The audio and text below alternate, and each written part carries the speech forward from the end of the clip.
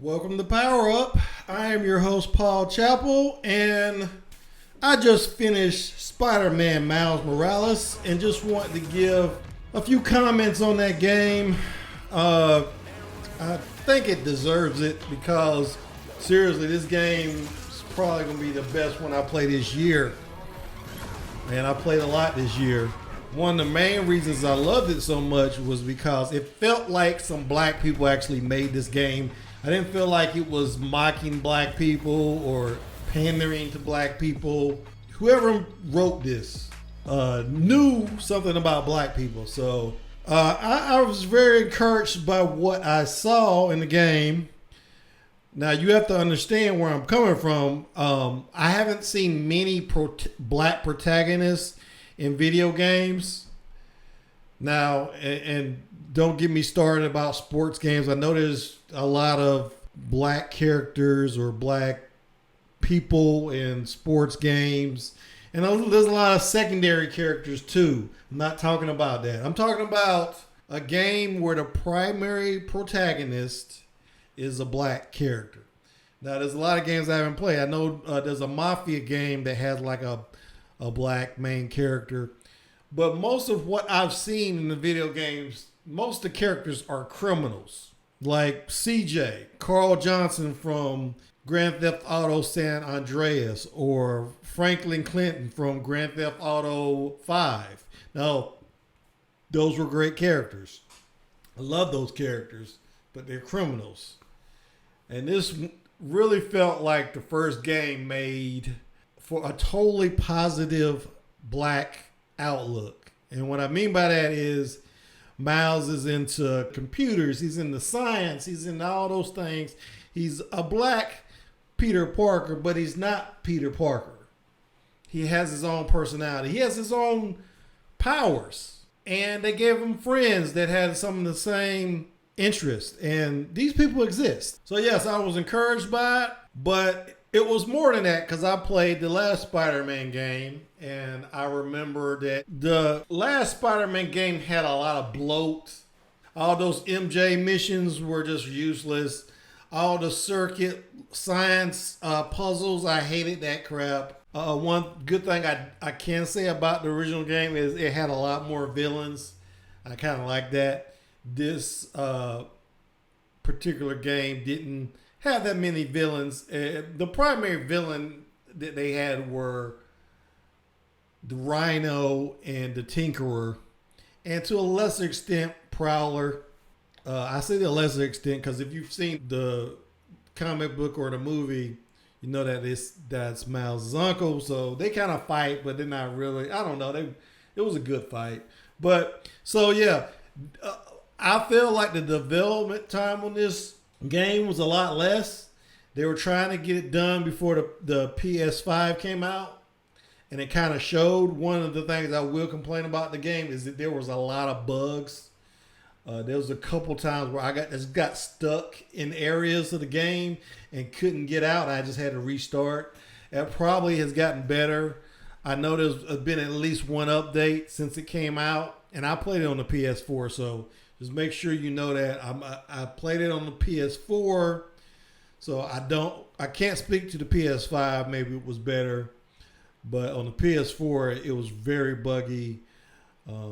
But as far as I can see, those bugs haven't reappeared after the last update. And remember, I played this game 100%. That means I did all the missions. I did everything in the game.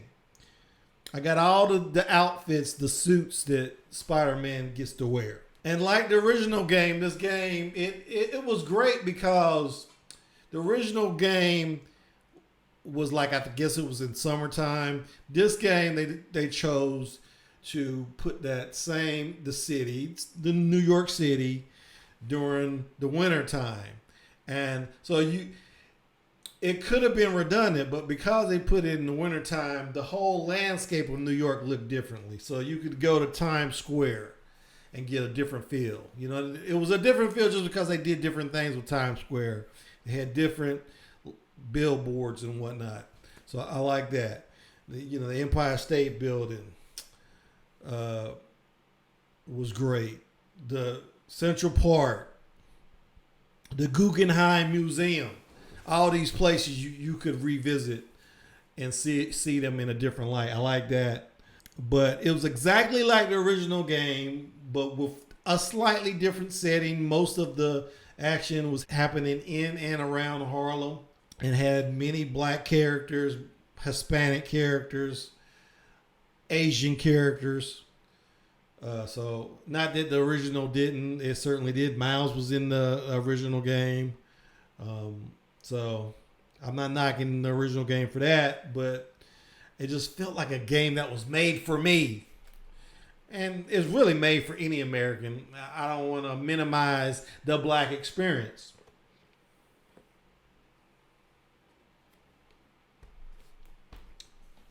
But yeah, there was a lot to like. I felt like top villain, it was pretty obvious from the get that this guy was going to be a villain. So it was kind of cliched. You had the evil corporation developing a technology that's supposed to help everybody, but you find out, yes, it's actually going to hurt everybody.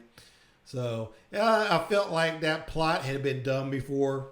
So the story was fairly simple, but I also felt like there were some dimensions to the fighting that wasn't in the original. And I think that's just because Miles has more powers. I like the whole fact that he could go invisible, but you couldn't go just walk around invisible the whole time. It was a limit to how long you'd be invisible.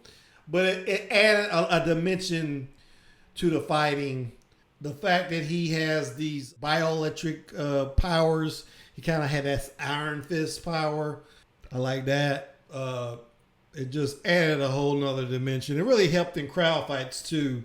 I always reverted to using that power move, but then even with that, they put limits on it because later in the game you would meet foes that had weapons that absorb your energy, so it wasn't as effective. So they did a lot of good things. They took everything that was in the original game and enhanced it and made it better. But, they didn't throw anything out. They kept everything from the original game and just, like I said, they took out a lot of the bloat and they made some just good decisions. And some of that had to do with the fact that their lead time wasn't that great. But it feels like that they're going to probably give some more downloadable content at some point. So I'll be looking forward to playing that. We know they did it with the original game, and they will definitely do it with this game.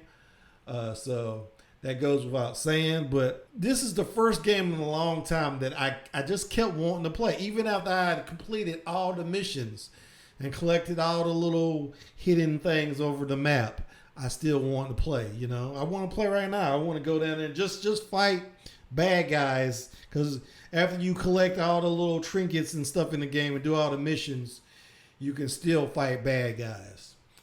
So, and I never got that far in the original game. So the fact that I was able to finish it and it didn't just have all that bloat and make you just play and play and play and just grind and grind and grind was a definite plus. So I definitely give this game a recommend. If you haven't already bought it, go out and get it. This is a great game. Spider-Man Miles Morales. They did a good job. Insomniac Games. And it is on PS4 and PS5. Go check it out. But that's all I got for today. I'd like to thank my subscribers and encourage you. Hit that subscribe button. Give me a like. Give me a comment. Let me know how you feel about my review. Did I get it right? Did I get it wrong? Let me know in the comments. Ring that bell so you know when my next video drops. And I will see you when I see you. Thanks for watching.